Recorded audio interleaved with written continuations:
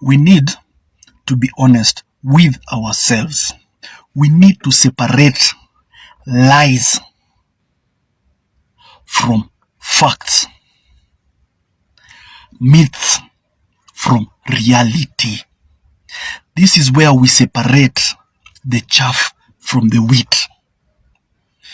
We need a pragmatic and a holistic approach on this narrative of Singapore. Truth of the matter is, Kenya can achieve what Singapore has achieved. Kenya can transform from a third world country to a first world country.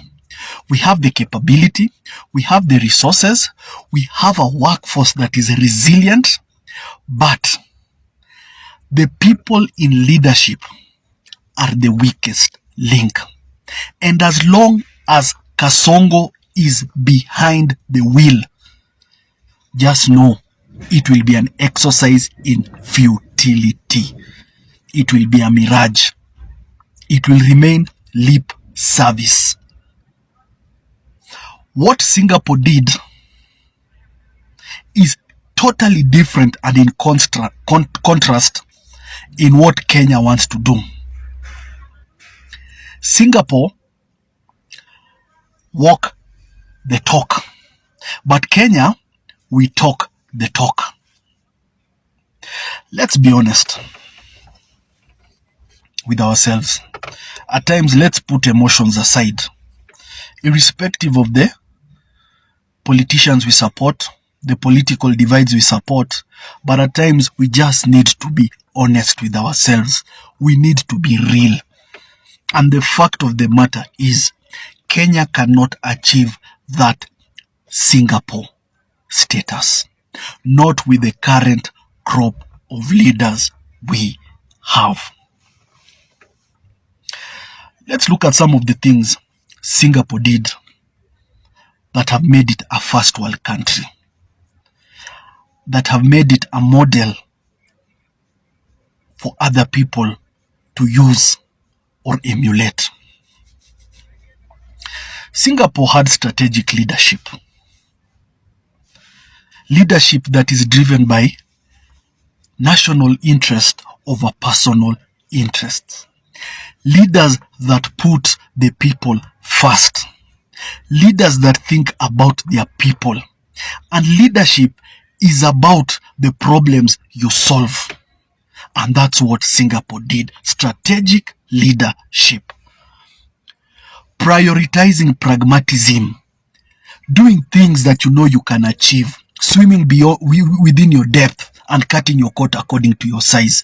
They did not take up grandeur ambitions that they knew they could not fulfill.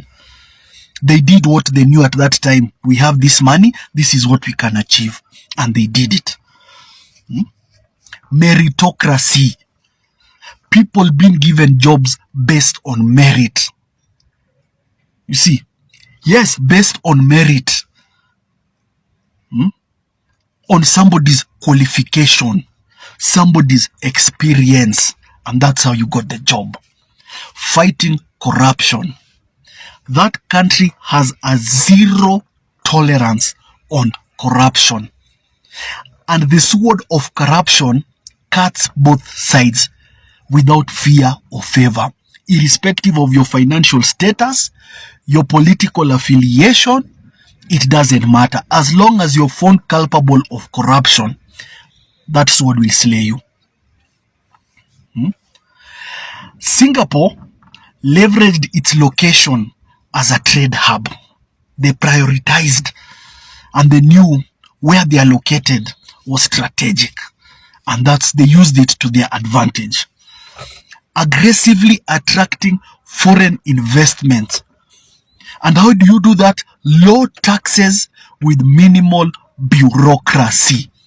The turnaround time to get licenses is very minimal, thus encouraging foreign investors. Low taxation. Building a highly skilled workforce through world-class education. And other than world-class education, retraining your people to be in tandem with the demands of the market. The market is dynamic, so one needs to be versatile. You cannot just be static. So other than the high level education, retraining, so that people would meet the demands at that time, because the market is ever evolving. They focused on high value industries like finance, logistics, and advanced manufacturing. Yes, that's what they did. But now let's look at Kenya. Start with leadership. Our leadership is wanting. And we, the voters, are to blame, because we have elected thieves, we have elected murderers, we have elected rapists, we have elected pedophiles, we have elected prostitutes. What do you expect? You can remove somebody from the village, but you cannot remove the village from that person. Once a rogue person, always a rogue person, irrespective of their status. Then we keep on complaining. Yet we are the ones who have the opportunity to change that. Manufacturing. What are we doing? Nothing. The little industries we have, we are suffocating and strangulating them with high taxes, punitive taxes, high cost of production, like electricity, they have already increased. Government bureaucracy. Before even you get your licenses, you will have paid bribes that just discourage you even from setting up an industry in Kenya. Corruption. We have normalized it.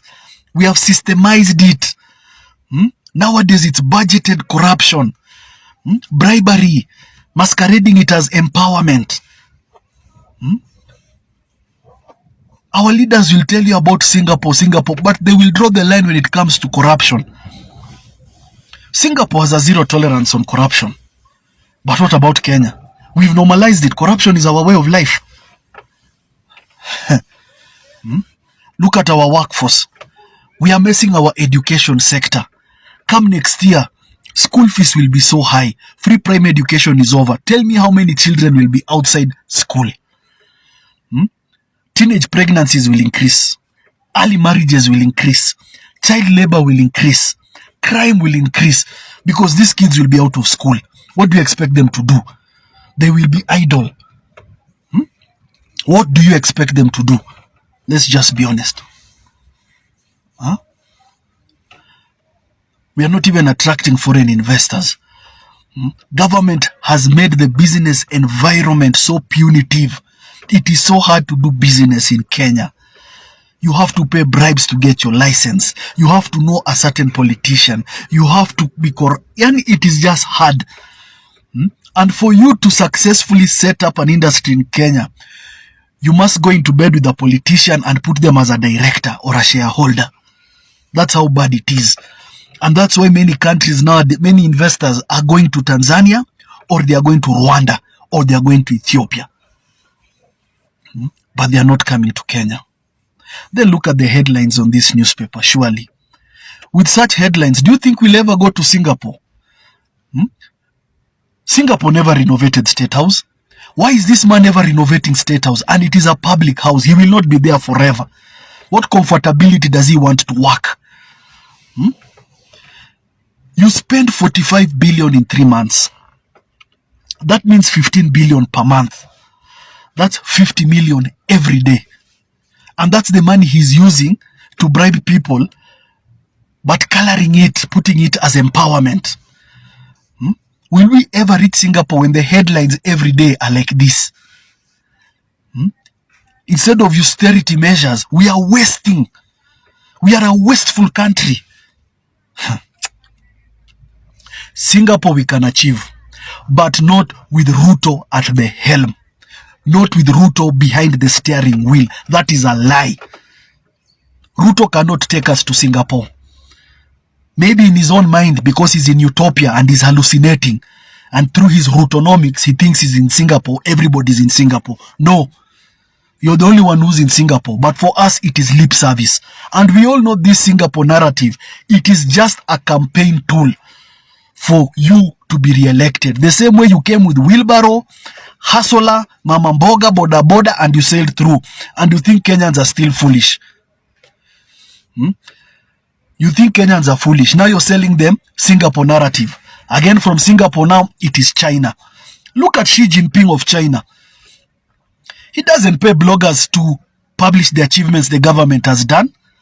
He's very quiet, but the development is being seen by the people. They are feeling it. Look at the bridges. Look at the infrastructure in China. They are visible. But here, you're just typing for us Kasongo's achievements on Twitter, on TikTok, because this is a man who believes optics. Development will be felt. You do not need to sell it to us to show us that you're working. We shall see. Roads are visible, we can see. When you prioritize manufacturing, we shall see the industries. When disposable income increases, we shall feel it in our pockets. When you reduce the taxes, we shall feel it. But for you, it is just optics, optics, optics, optics. Launching for us affordable housing here, something that was premeditated and choreographed. You go and pick hired crowds. Yani everything in Kenya, you hire goons. Nowadays even you hire pastors, you hire crowds. Hey, this man has a mental problem. Ay, apana. But truth of the matter, Kasongo will not take us to Singapore. This man is taking us to Somalia, DRC, and Nigeria. But we shall never reach Singapore with him at the helm. Hekaya za Bunwasi. Ati black chocolate ni fine melanin bana kutoka nikapate. Kanapenda kenye mi wanapenda, so kanapenda toto chupa na haga nono. Madam na kudai, umedunga mini na unapenda mangwai. Una dance fit, unawacha nikismile. Ama niko high, jua lies, nice. Kono moja mbele, gini yenderembe. Baila